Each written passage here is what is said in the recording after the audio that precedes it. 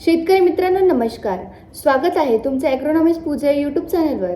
तर शेतकरी मित्रांनो, आता खरीप हंगाम जो आहे तो जवळ आलेला आहे आणि महाराष्ट्रामध्ये मोठ्या प्रमाणामध्ये आपल्याला सोयाबीन पिकाची लागवड होताना जे आहे ते पाहायला मिळते.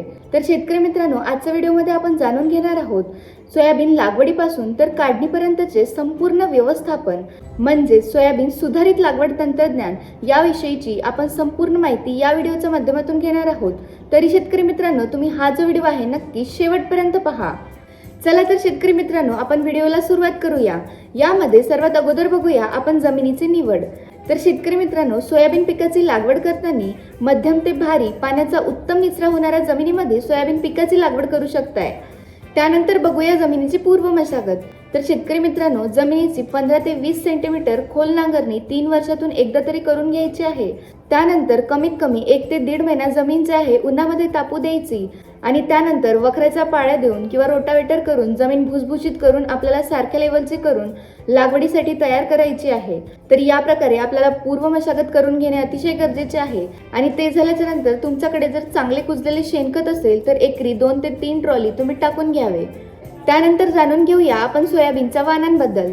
तर मध्यम ते भारी जमिनीसाठी फुले किमिया, फुले संगम, MAUS 612, JS 335, JS 9305, JS 9560 यासारख्या सोयाबीन वाणांची आपण मध्यम ते भारी जमिनीसाठी निवड करू शकताय. त्यानंतर बघूया पेरणीची योग्य वेळ.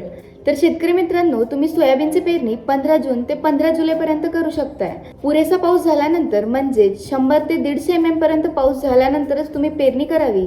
म्हणजे जमिनीमध्ये हितभर ओल खाली जाईल तेव्हाच आपल्याला पेरणी करून घ्यायची आहे. तर आता जमिनीमध्ये एवढं ओल का बरं महत्वाचं आहे? तर पहिली गोष्ट म्हणजे जमिनीचे तापमान कमी झाल्यामुळे बियाणे खराब होत नाही. दुसरी गोष्ट म्हणजे उगवण शक्ती चांगली होते. आणि तिसरी गोष्ट म्हणजे तुम्ही जे काही प्री इमर्जन्स हर्बिसाइड वापरता तर त्याचे रिझल्ट जे आहे ते चांगले मिळते. म्हणून तुम्हाला 100 ते 150 mm पर्यंत पाऊस झाल्यानंतरच पेरणी करून घ्यायची आहे. आणि सर्वात महत्त्वाचं म्हणजे तुम्ही जर 100 ते 150 mm पर्यंत पाऊस झाल्यानंतर जर पेरणी केली तर 8 दिवस जरी पाऊस नाही पडला तरी पण बियाणं जे आहे ते चांगलं उगवतंय आणि जमिनीमध्ये तग धरून राहतंय. म्हणून शेतकरी मित्रांनो, 100 ते 150 mm पर्यंत पाऊस झाल्याशिवाय पेरणी करू नका. त्यानंतर बघूया बियाण्याचे प्रमाण किती वापरावे. तर शेतकरी मित्रांनो, तुम्ही जर टोकन पद्धतीने लागवड करत असाल तर तुम्हाला 12 ते 15 किलो पर्यंत बियाणे लागतात. आणि तुम्ही जर सरताने किंवा ट्रॅक्टरने जर डायरेक्ट पेरणी करत असाल तर अशा वेळी तुम्हाला 25 ते 30 किलो बियाणे लागतात. शेतकरी मित्रांनो, त्यानंतर जाणून घेऊया पेरणीचे अंतर किती ठेवायचे आहे. तर आता 2 झाडातील आणि 2 ओळीतील अंतर किती ठेवावे. तर शेतकरी मित्रांनो, तुमचे झाड जर डेरा करणारे नसतील, उभाट वाढणारे असतील, जसे की 9305 हे जे वाण आहे उभाट वाढणारे आहे, तर अशा वेळी 2 ओळीतील अंतर जे आहे ते आपल्याला कमी ठेवायचं आहे.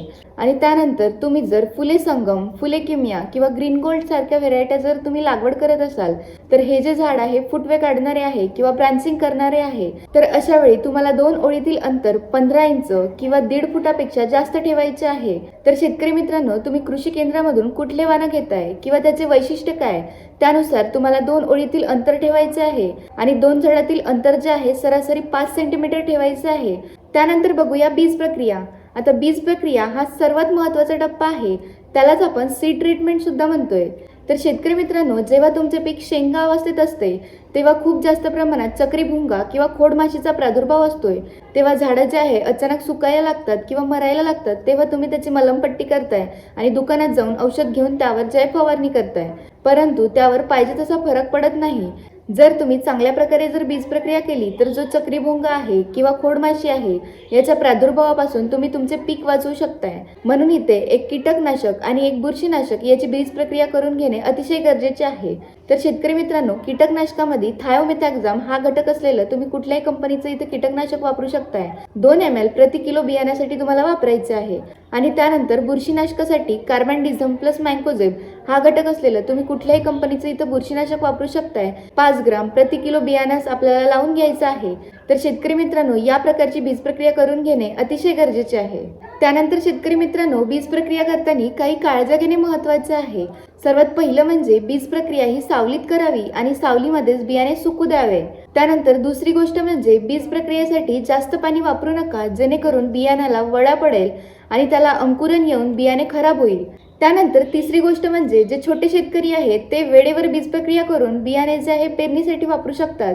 जर तुम्ही औषधांची बीज प्रक्रिया करत असेल तर तिथे तुम्हाला पाणी वापरण्याची गरज नाही। जर एकदमच बियाणे कोरडे असेल तर तिथे तुम्ही थोडे पाण्याचे शिंतोडे मारू शकताय, किंवा जास्त प्रमाणात जर तुम्ही तिथे पाणी वापरलं तर तुमचे बियाणे जे आहे ते खराब होऊ शकतात। म्हणून शेतकरी मित्रांनो, बीज प्रक्रिया करताना या काळाचं लक्षात घेणे अतिशय गरजेचे आहे। त्यानंतर बघूया खत व्यवस्थापन। तर सोयाबीन पेरणीच्या वेळी तुम्ही 2 बॅग सिंगल सुपर फॉस्फेट देऊ शकताय। त्यामध्ये 16% फॉस्फरस आणि 12 ते 13% सल्फर आहे। त्यामुळे तिथे तुम्हाला वेगळं सल्फर देण्याची आवश्यकता नाही आहे, किंवा त्या व्यतिरिक्त 20-20-013 किंवा 24-24-08 यासारख्या खतांचा जर तुम्ही वापर केला तर त्यामध्ये सुद्धा 13% किंवा 8% पर्यंत सल्फर आहे। तिथे सुद्धा तुम्हाला वेगळं सल्फर देण्याची आवश्यकता नाही आहे।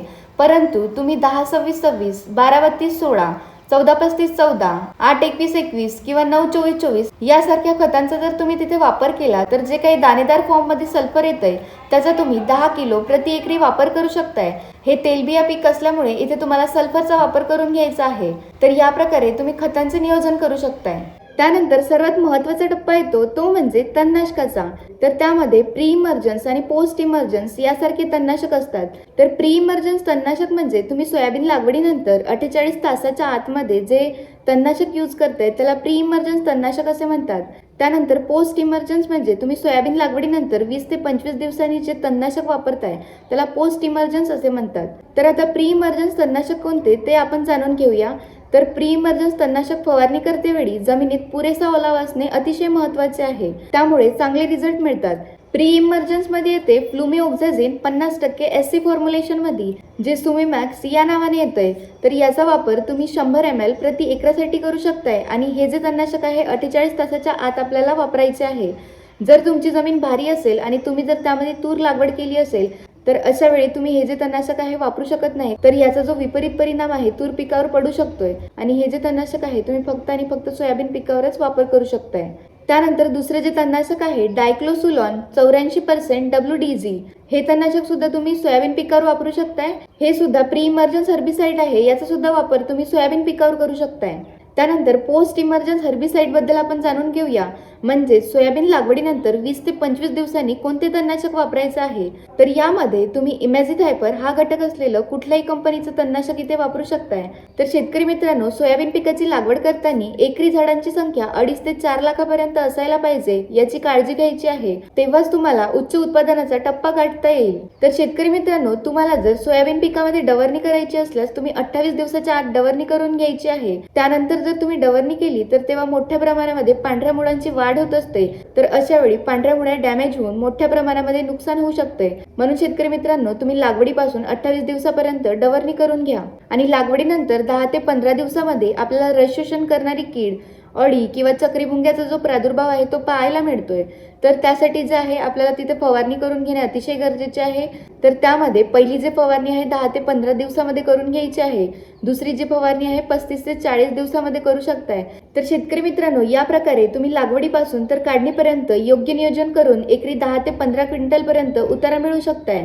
तुम्हाला जर या संबंधित काही प्रश्न असतील तर मला कमेंटमध्ये नक्की विचारा। माहिती आवडली असेल तर नक्की लाईक करा, आणि अशाच नवनवीन कृषीविषयक माहितीसाठी तुम्ही आपल्या चॅनलला फॉलो करायला विसरू नका। धन्यवाद।